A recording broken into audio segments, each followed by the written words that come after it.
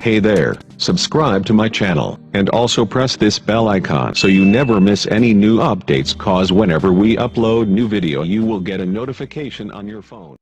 You will hear a number of different recordings, and you will have to answer questions on what you hear. There will be time for you to read the instructions and questions, and you will have a chance to check your work. All the recordings will be played once only. The test is in 4 sections. At the end of the test, you will be given 10 minutes to transfer your answers to an answer sheet. Now turn to Section 1. Section 1. You will hear a man asking for information about health services in the place where he is living. First, you have some time to look at questions 1 to 6.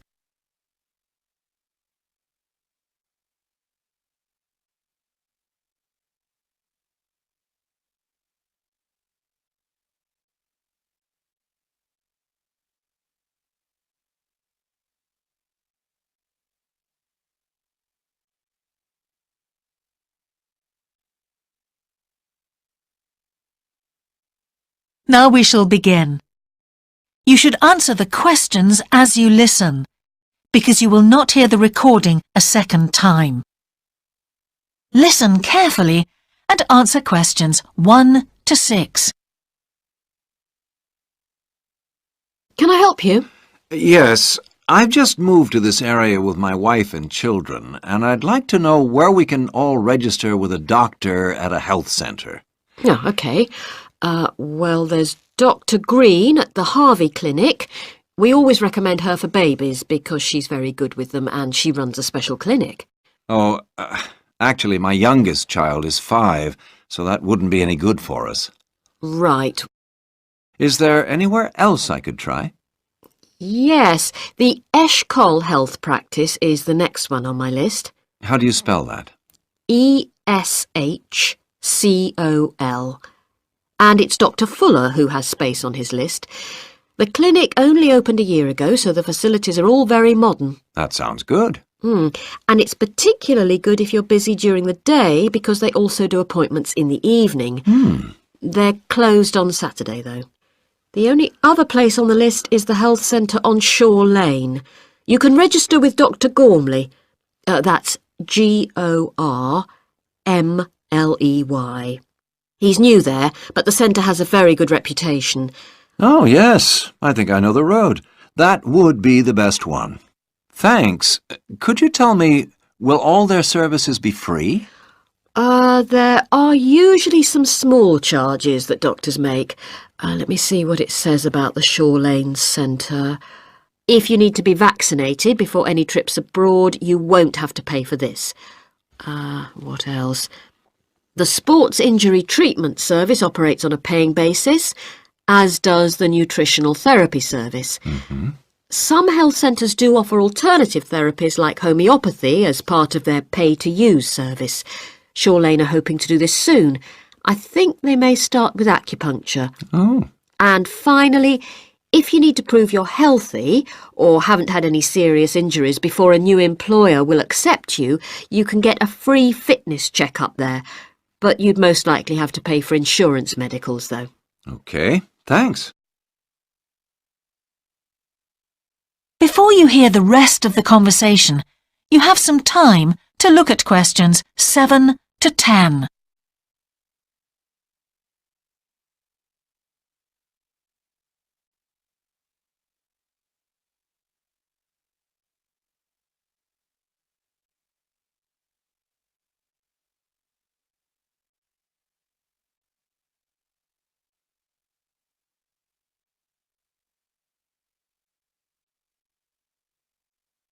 Now listen and answer questions 7 to 10.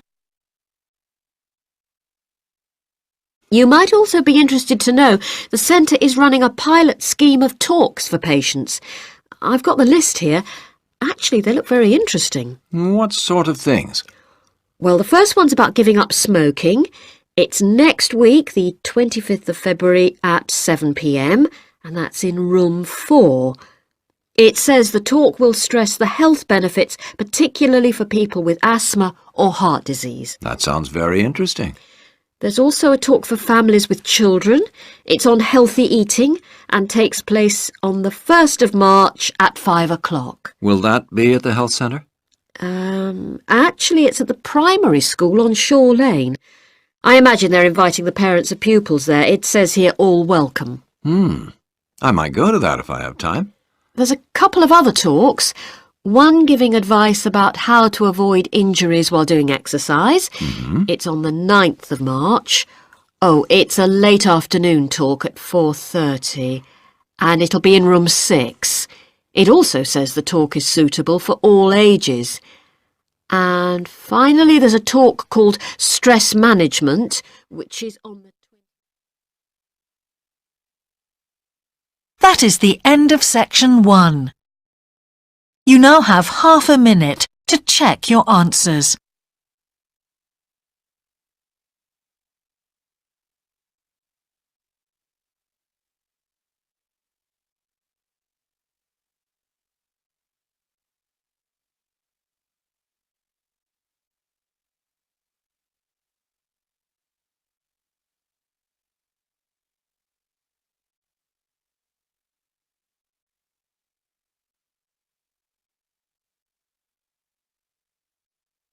Now turn to section 2.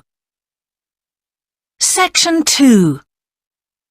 You will hear a man who owns a holiday home talking on the phone to a woman who is staying there.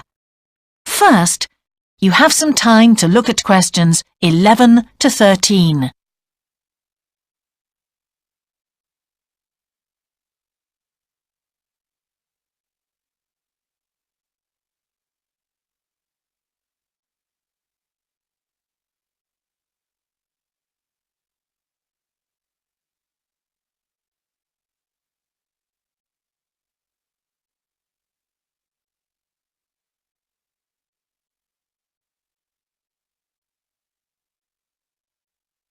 Now listen carefully and answer questions 11 to 13.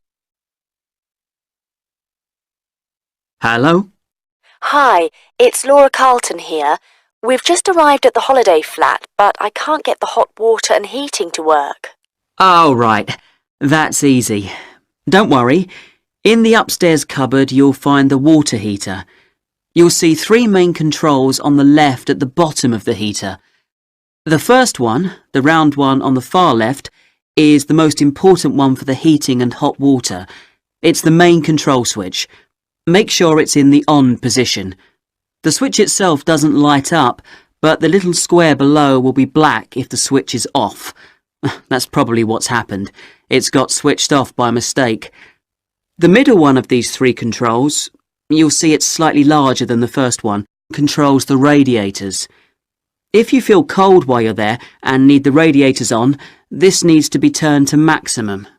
The last of the 3 controls, the one on the right, is usually on about a number 4 setting, which for the water in the taps is usually quite hot enough. Below the heating controls in the middle is a small round plastic button.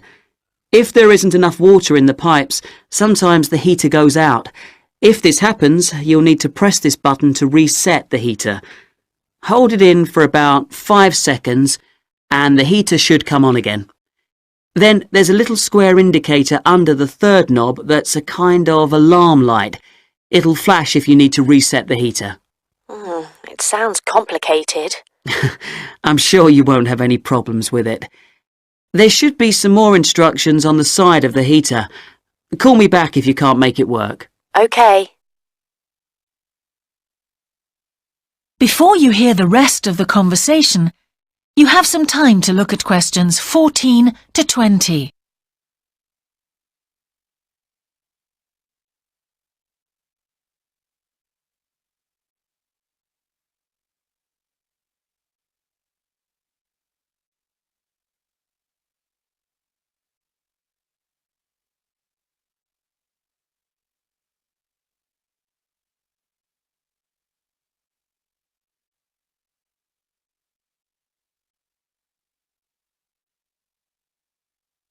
Now listen and answer questions 14 to 20. While you're on the phone, we haven't managed to find a few things we need, like extra pillows for the beds and some washing powder. Is there any here?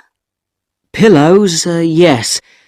If you look in the cupboard, the large white one upstairs, to the left of the bathroom door, there should be 4 or 5 on the top shelf.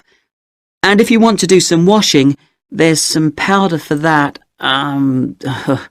probably by the back door. There's a kind of shelf there above the sink. In fact, I'm sure there's some there in a large blue box.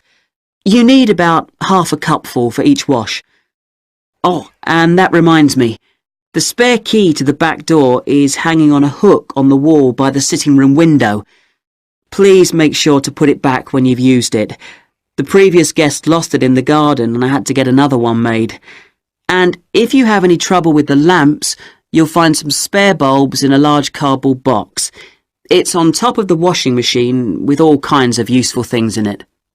Oh, and another thing I forgot to mention when we last spoke. Yes? I've left you a local map, so you'll be able to find your way around easily. It shows the whole area. I put it in the top drawer of the chest under the TV in your bedroom.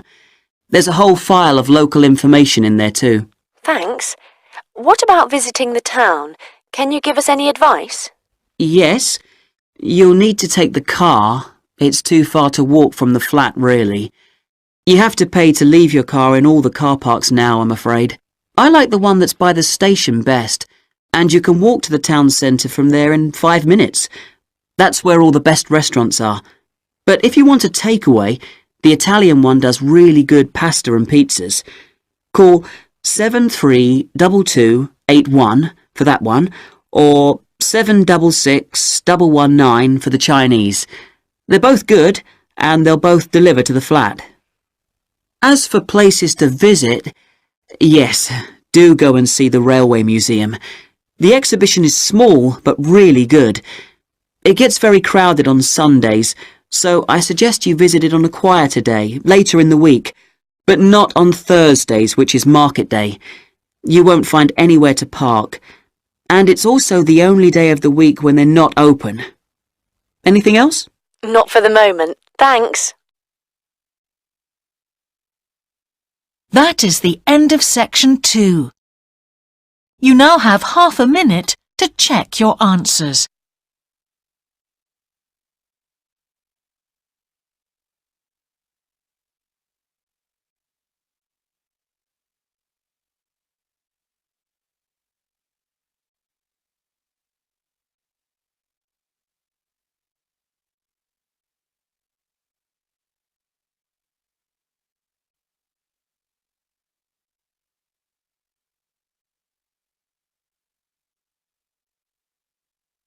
Now turn to section 3.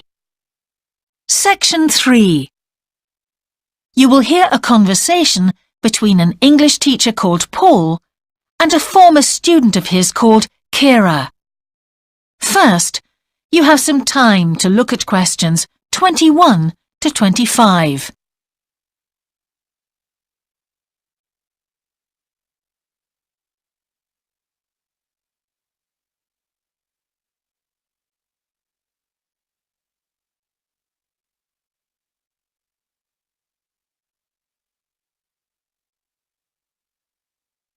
Now listen carefully and answer questions 21 to 25. Hello, Kira. How are you? Fine, thanks, Paul. How are you? Well, thanks. It's good to see you. It must be 12 months since you did our course. That's right. It's nice to come back and say hello. What course did you enroll in? Actually, I went straight into third-year pharmacy. They credited me with 2 years, which probably made it more difficult for me. On the other hand, you were lucky to be granted credits. Is that why you chose the course? Yes, and as I'd already finished a course in it in my country, I thought it would be easier if I studied something I already knew. I didn't realize you went into third year. I thought you started in first year. No wonder it was so hard. And what do you think is one of the big differences between studying at a university here and studying in your country? Well, I found it very difficult to write assignments because I wasn't familiar with that aspect of the system here. The main problem is that the lectures expect you to be critical. That made me feel really terrible. I thought, how can I possibly do it? How can I comment on someone else's research when they probably spent 5 years doing it? I think a lot of people who come from overseas countries have similar problems. But after a while, it became easier for me. People expect you to have problems with the process of reading and writing, but in fact, it is more a question of altering your viewpoint towards academic study. How was the content of the lectures? Was it easy for you? I didn't really have many problems understanding lectures. The content was very similar to what I'd studied before. And what about the lecturers themselves? Are they essentially the same as lecturers in your country? Well, actually, no. Here they're much easier to approach. After every lecture, you can go and ask them something you didn't understand, or you can make an appointment and talk to them about anything in the course. Maybe you found them different because you're a more mature student now, whereas when you were studying in your country, you were younger and not so assertive. No, I don't think that's the difference. Most of the students here do it. In my faculty, they all seem to make appointments, usually to talk about something in the course that's worrying them, but sometimes just about something that might really interest them, something they might want to specialize in.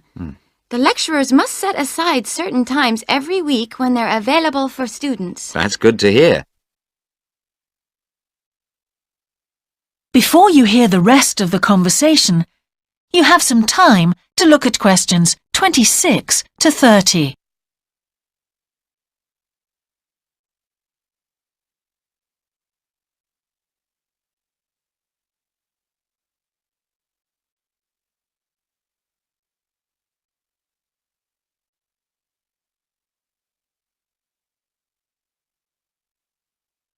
Now listen and answer questions 26 to 30. And how was your timetable? Was it a very busy year? Oh, very, very busy. They make you work very hard. Apart from lectures, we had practical sessions in a lot of subjects. We did these in small groups. I had to go and work 4 hours every week in a community pharmacy.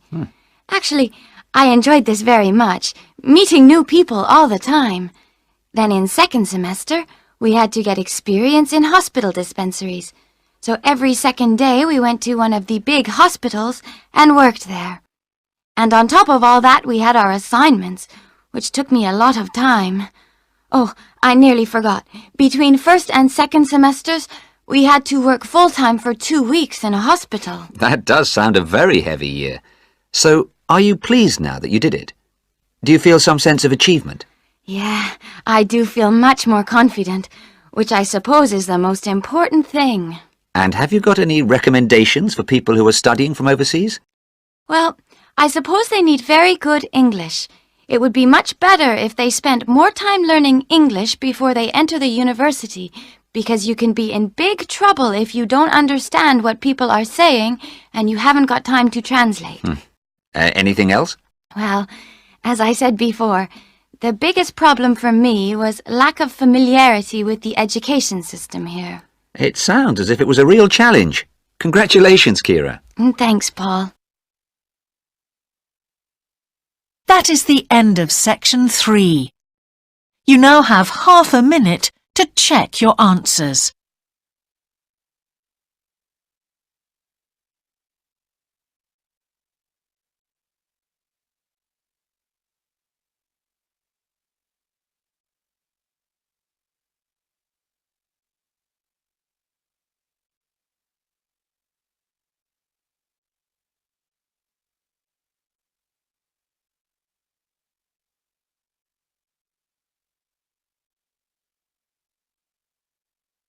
Now turn to section 4. Section 4. You will hear a talk about a project on the wildlife found in city gardens in Britain. First, You have some time to look at questions 31 to 40.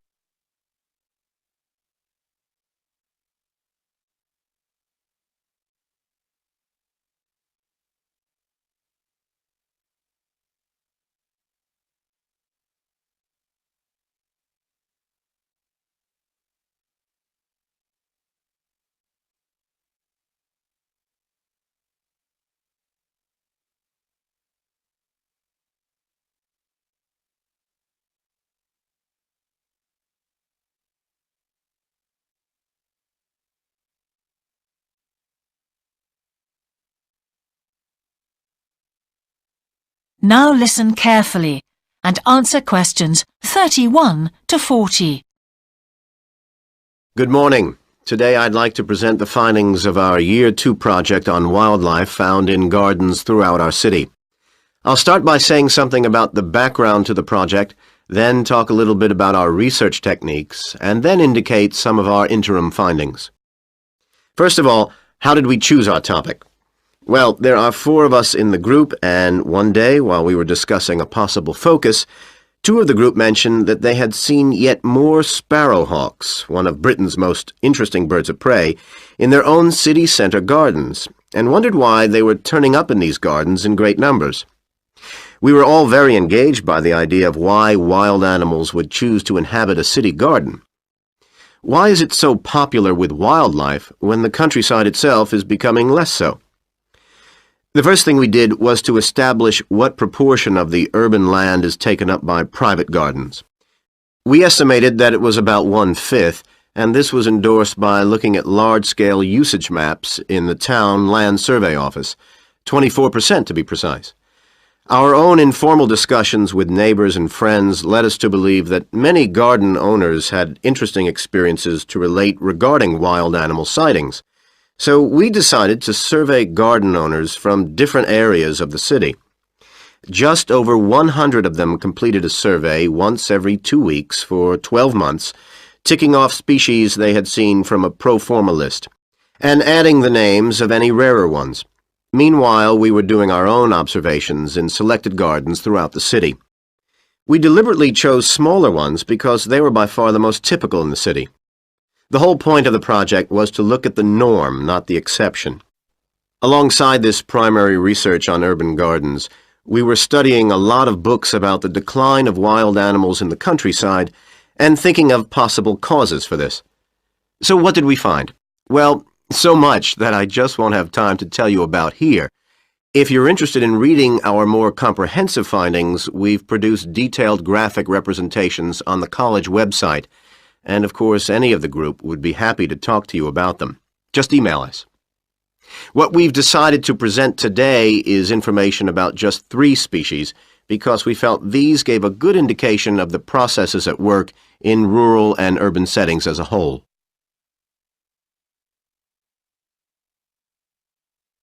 The first species to generate a lot of interesting information was frogs, and there was a clear pattern here. They proliferate where there is suitable water. Garden ponds are on the increase, rural ponds are disappearing, leading to massive migration to the towns. Hedgehogs are also finding it easier to live in urban areas, this time because their predators are not finding it quite so attractive to leave their rural environment, so hedgehogs have a better survival rate in cities. We had lots of sightings, so all in all we had no difficulties with our efforts to count their numbers precisely. Our final species is the finest of bird singers, the song thrush. On the decline in the countryside, they are experiencing a resurgence in urban gardens because these days gardeners are buying lots of different plants, which means there's an extensive range of seeds around, which is what they feed on. Another factor is the provision of nesting places, which is actually better in gardens than the countryside. Hard to believe it, but it's true. Incidentally, we discovered that a massive new survey on song thrushes is about to be launched, so you should keep an eye open for that. Now, I'd be happy to answer any questions you may have. That is the end of section 4. You now have half a minute to check your answers.